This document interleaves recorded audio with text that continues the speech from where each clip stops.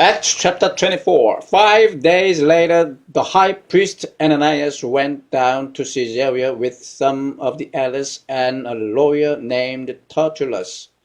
And they brought their charges against Paul before the governor. When Paul was called in, Tertullus presented his case before Felix. We have enjoyed a long period of peace under you, and your foresight has brought about reforms in this nation.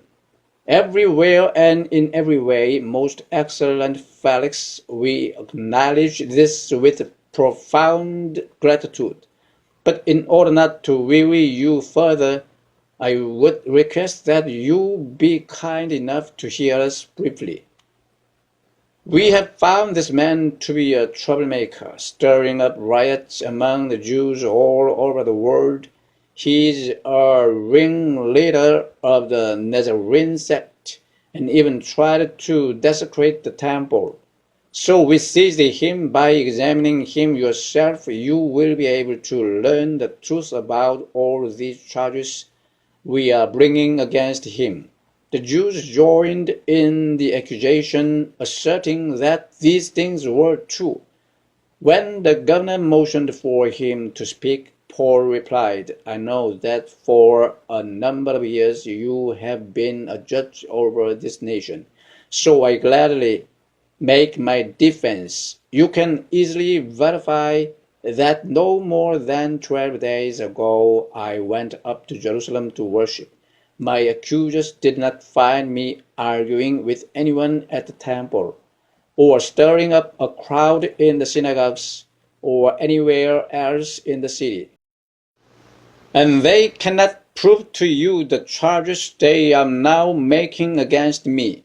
However, I admit that I worship the God of our fathers as a follower of the way, which they call a sect. I believe everything that agrees with the law and that is written in the prophets.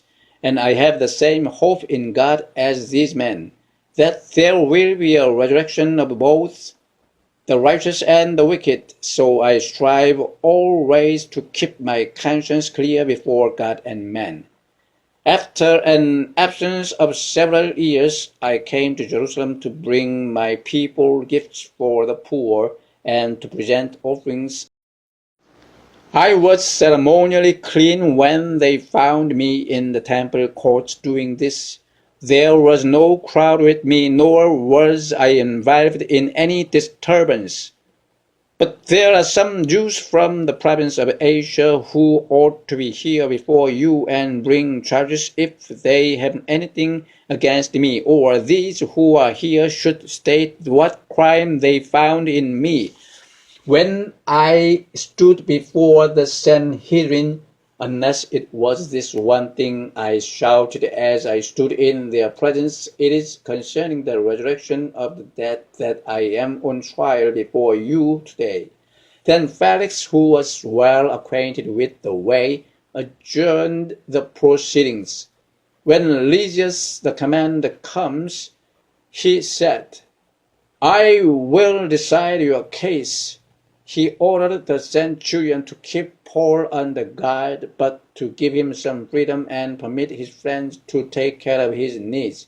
Several days later, Felix came with his wife Drusilla, who was a Jewess. He sent for Paul and listened to him as he spoke about faith in Christ Jesus. As Paul discoursed on righteousness, self-control, and the judgment to come, Felix was afraid and said, That's enough for now. You may leave. When I find it convenient, I will send for you.